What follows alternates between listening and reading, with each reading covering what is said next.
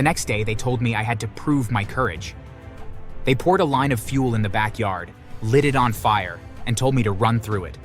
I thought it was a prank, but they were dead serious. It's just flames. You'll be fine. My dad did it when he proposed to Mom. I'm not trying to propose, I'm trying to survive. But they all stared, 5 pairs of eyes, full of judgment. And because I was stupid, young, and hopelessly in love, I ran through it. My jacket caught fire. Arya cheered like I'd just won an Olympic medal. That's when I started to see the truth. Her family wasn't just weird. They were dangerous. The final straw came the next morning. Her dad invited me on a father-son hunting trip. I didn't even like hunting, but he insisted it was a bonding experience. We drove out to the forest in his pickup. He barely spoke the whole way. When we got there, he handed me a rifle and said, "You ever been lost, Sebastian?" Not really. Why? Good, let's fix that. He smiled, then walked away into the woods. I followed for a while until I realized he was gone. I shouted his name. No answer. My phone had 1 bar. I started to panic.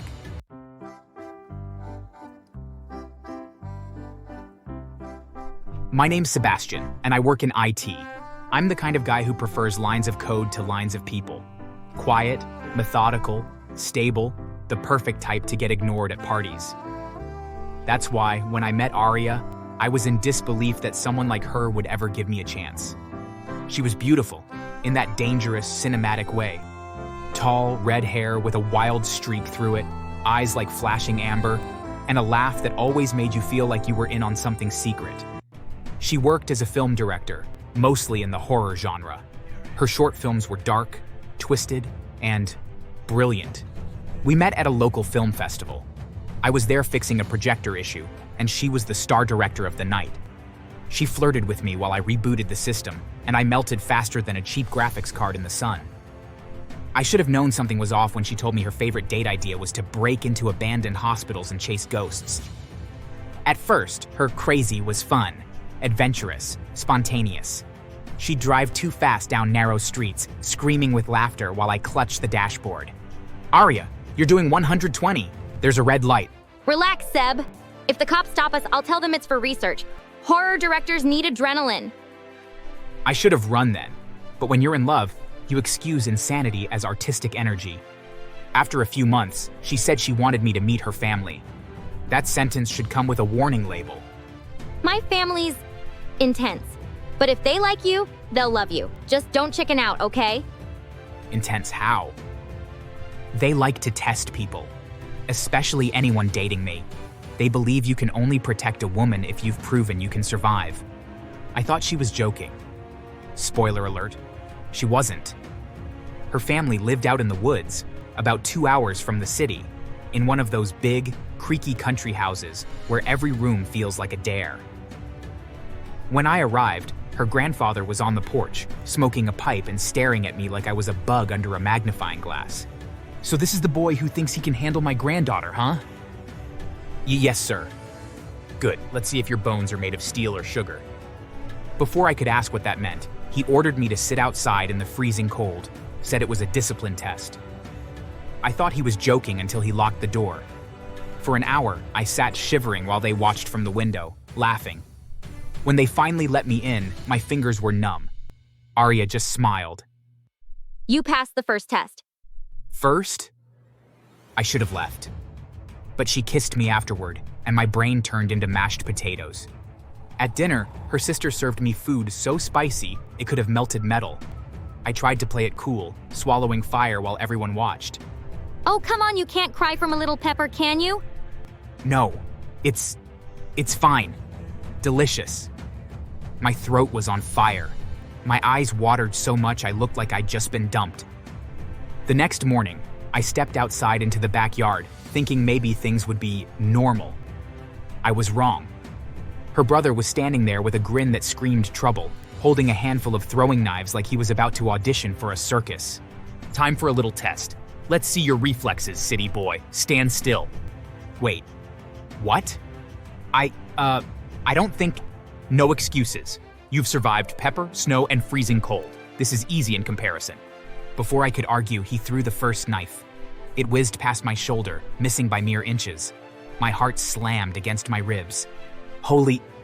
That's way too close. Eyes up, keep still. Don't flinch. Reflexes are everything. Knife after knife flew past me, each one sharper, faster, and scarier than the last. I ducked instinctively once, then froze, realizing that moving even a centimeter could be fatal. Good! He's learning. That boy's got potential. Nice form. Don't let him flinch. The knives zipped dangerously close to my ears, my shoulders, even my hands. One landed inches from my head, cutting the air with a terrifying whistle. I could feel the wind from the blade. And then, it was over. He stopped, dropping the knives at his feet. Not bad, huh? You're alive. That counts for something. Everyone clapped, cheered, and even Arya laughed like I'd just passed a championship round. Well done. See, I told you he could handle a challenge. I was shaking, sweating, and trying not to throw up from the adrenaline rush. But in that moment, I realized something. This wasn't a game.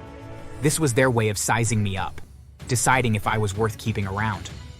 And apparently, I had just passed, barely. Her dad was the worst. He insisted I help fix something on the roof. It was snowing, the tiles were slippery, and I nearly fell 3 times. If you can't balance, you can't protect a woman. Pretty sure roofing skills aren't relationship skills, sir. He didn't laugh. Later that night, I overheard Arya whispering to her father and older brother. Something about level 3 testing and seeing if he'll break. I didn't sleep much after that. The next day, they told me I had to prove my courage. They poured a line of fuel in the backyard, lit it on fire, and told me to run through it. I thought it was a prank, but they were dead serious. It's just flames. You'll be fine. My dad did it when he proposed to Mom. I'm not trying to propose, I'm trying to survive. But they all stared, 5 pairs of eyes, full of judgment. And because I was stupid, young, and hopelessly in love, I ran through it. My jacket caught fire. Arya cheered like I'd just won an Olympic medal. That's when I started to see the truth. Her family wasn't just weird. They were dangerous. The final straw came the next morning. Her dad invited me on a father-son hunting trip. I didn't even like hunting, but he insisted it was a bonding experience. We drove out to the forest in his pickup. He barely spoke the whole way. When we got there, he handed me a rifle and said, "You ever been lost, Sebastian?" Not really. Why? Good, let's fix that. He smiled, then walked away into the woods. I followed for a while until I realized he was gone. I shouted his name. No answer. My phone had 1 bar. I started to panic. I thought maybe it was another one of their twisted tests. Until I heard the growl. The attack. A huge bear came out of nowhere, crashing through the trees. I froze. My legs refused to move. Then I heard another scream. The father's voice, not far off. He was the one being attacked. I ran toward the sound. He was pinned under the bear, trying to reach for his rifle. Instinct kicked in. I started throwing rocks, screaming, waving my arms. The bear turned toward me, roared, and finally ran off into the trees. The father was bleeding badly. His leg was shredded. He was shaking, gasping. Phone. My phone. I grabbed it and called for help. I also found his body cam, the one he'd been using to record our hunt. It caught everything. The attack, my rescue attempt, his disappearance. When the paramedics came, they took him away. He didn't make it. I thought the nightmare was over. The police cleared me after reviewing the footage, but her family didn't see me as a survivor. They saw me as the enemy. At the funeral, Arya's mother spat at my feet. Her brother whispered, "You'll pay for this, city boy." Arya didn't cry. She just stared at me. Blank, hollow eyes. A few days later, I broke up with her, blocked her number, deleted her photos, and packed my things and left. I moved to a new apartment and tried to rebuild my life. I went back to work, spent more time behind my computer, and avoided anything that remotely looked like love. I thought it was over. Until she came back. It was 3 months later. I was half asleep when I heard something outside, a crash near my window. I got up, heart pounding, and peeked through the blinds. A shadow moved near the back door. I grabbed my phone and whispered to 911, telling them someone was breaking in. Then I heard her voice. Come out, Sebastian. You killed my father. You left me to rot. I froze. I recognized the tone, that unhinged mix of grief and rage. The door burst open. She came in holding a knife. Aria, stop! It was an accident. You failed the test, Sebastian. You failed me. You were supposed to protect my family. I backed away as she advanced, shaking.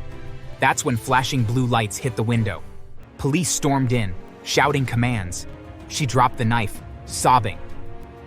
When they searched her car, they found ropes, maps of my street, and another knife. She'd been planning it for weeks. They arrested her on the spot. During the investigation, they searched her apartment. What they found still haunts me. She'd set up a room full of photos of me, on walls, on the ceiling. In the middle was a stuffed mannequin wearing my old clothes, with a note pinned to the chest. One day we'll finish the test together. They also found something else. A video diary she'd been making, her own horror movie. Except it was all real. She talked about how her father chose wrong men for her before, and how this time she'd find one who could survive her world. Her words sent chills down my spine. Sebastian was perfect. I just needed to break him enough to make him strong. That's how love works. You destroy, then rebuild. She was charged with attempted murder and stalking. Her family didn't even show up to court, probably too busy planning another test for someone else. I moved states, changed my name, changed everything. She was charged with attempted murder and stalking. Aria didn't go to a mental health center. She was sent straight to prison. And let me tell you, prison was her karma. A guard I knew told me everything. The moment she walked inside, the inmates laughed at her. Hey, look, Movie Girl is here. You gonna direct us? Make a horror film about yourself? They mocked her every day. They called her Director Psycho. They made fake scenes where they pretended to run from her like she was a clown. No one respected her. No one feared her. No one supported her. Her crazy family? Not one visit. They abandoned her the moment she couldn't test anyone anymore. The inmates made it worse. They told her. We should make a movie about you, the girl who failed her own test. They laughed every time she walked past. They teased her about her horror films. They imitated her voice and mocked her artistic darkness. She had no fans, no power, no control, nothing. She broke down, completely. That to me was real justice. I moved away, changed everything, started over. I still code. I still stay single. And I stay very far away from horror directors. My ex didn't just get karma. She got a full prison audience laughing at her movie. Anyway, that's my story. If someone ever makes you run through fire to prove love, run the other way. Trust me, you'll live longer. And before Aria's ghost asks for a final test, don't forget to like, subscribe, and hit the bell. You passed my test by surviving this story.